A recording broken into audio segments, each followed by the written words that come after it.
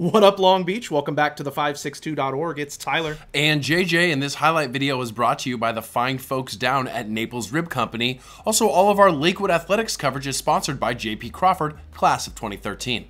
Strike up the band one last time, JJ. A CIF championship game at the Wood as Lakewood is hosting Northwood in the D8 title game. Lakewood fired up to try to make some school history. Incredible night here at John Ford Stadium, the first Moore League team to ever host a CIF championship on their home campus. Also, Northwood's head coach J.C. Clark, also pretty familiar with the Moore League. He coached at Millikan and Wilson. And he's got some seniors. Quarterback Eugene Mayata, 25 touchdowns, just 3 interceptions this year. Running back Adam Harper averaging nearly 180 yards per game. This is a very good team with just one loss. Look at the scene at John Ford Stadium, JJ. A big moment for this program to have this type of energy, to be playing for a championship. They have an alum at the head of the program, Justin Atupo, leading the way. Pretty awesome for this Lakewood program to be in this spot. It is just his second year. This is just the beginning, as he said so many times this season and after this game. It is their moment. T-Wolves, though, have been here before. They beat Jordan in the Division 11 title game last season, trying to knock off the Moore League's 3 seed once again for a ring. Let's get right to it. On the opening drive on 3rd and 5, Mayata going to use his legs to move the sticks. He did that really well tonight, got great speed, and used it effectively. Then on 3rd and 8, he hits Caden Carter for a first down, quick release from sticks, looking nice early on. Then he's going to hit Ahmad Kazi for the score as Northwood is going to take a 7-0 lead less than 4 minutes into the ball game. Really an impressive opening drive against a solid Lakewood defense. That's how you start on the road. Yeah, it wasn't a pretty throw, but it got the job done. Like I said, that quick release. Meanwhile, things weren't going so well for the Lakewood offense. They're trying to run the ball to set the tone, and it just wasn't happening early on.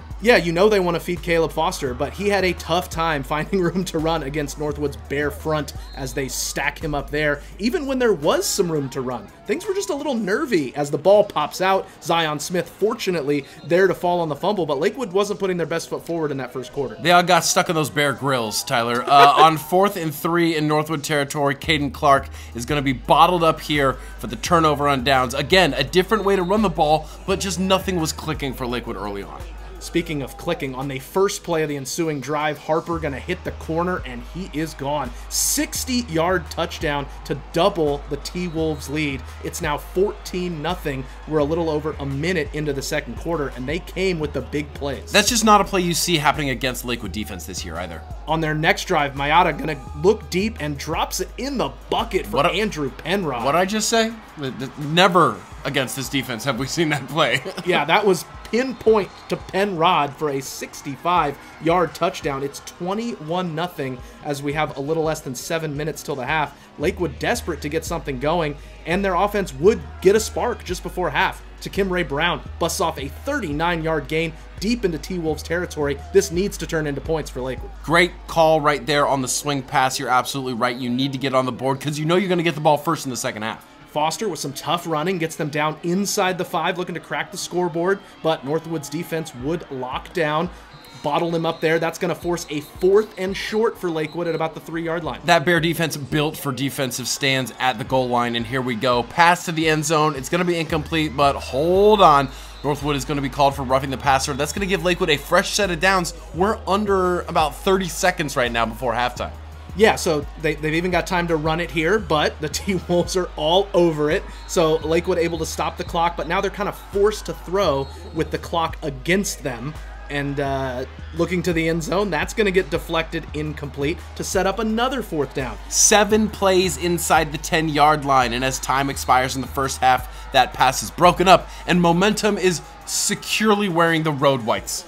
Yeah, what a huge stand. You know, like you said, JJ, 7 opportunities to punch it in. They kept the donut on the scoreboard, and even though Lakewood would get the ball first, it's a 3-score game.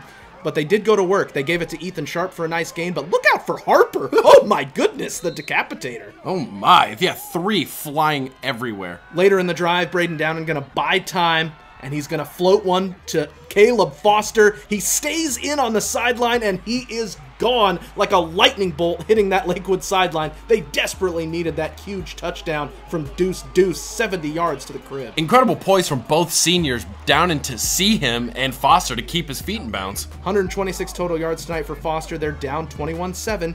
just early in that third quarter. Now it's up to the Red Swarm to get a stop, and that's exactly what they do. Zion Smith going to lay the lumber right there. Going to get back to the Lakewood offense, but JJ, special teams are important. Every single playoff game, man. You can't avoid them. Here, great punt by Ryan Murphy. Gonna get downed all the way back at the Lakewood 1-yard line. So obviously, in the shadow of their own goalpost, the Lancers can't get anything going. So they're gonna have to punt it right back to the T-Wolves and take one wild flailing stab in the dark as to who's back there to make the play. It's Harper. He's always on the field and always ready to make a play. Heads up return right here. He's going to barrel through the Lakewood return coverage team down inside the 5. Then he's going to take the direct snap between the quarterback leg. What? I mean, Tim Tebow eats your heart out. Northwood's up 28-7 about halfway through the third quarter. Yeah, an intentional nutmeg there from the T-Wolves as he makes it a 21-point game again. Lancers look to respond. Another nice run from Foster. Now on 4th and 4, down and looking for Sharp over the top. But unfortunately, he cannot haul it in. Oh, so close to a huge touchdown right there. But that Lakewood defense able to get a stop. Tyree McCowan with the sack. What a year 6 has had this year, JJ. Sets a school record for tackles in a season, and he's a junior, guys. Pretty special. On the very next play, Lakewood goes back to Uno because every girl's crazy about a sharp-dressed man. Ethan Sharp, 65-yard redemption touchdown as he stuck with it, made the play right there, and it's only a 2-score game now, still plenty of football left. Oh, it's a ball game for sure. After that slow start, Lakewood right in it, but in the fourth quarter, the Red Swarm doing their part as well. Pass intended for Ryan Kessler, but psych!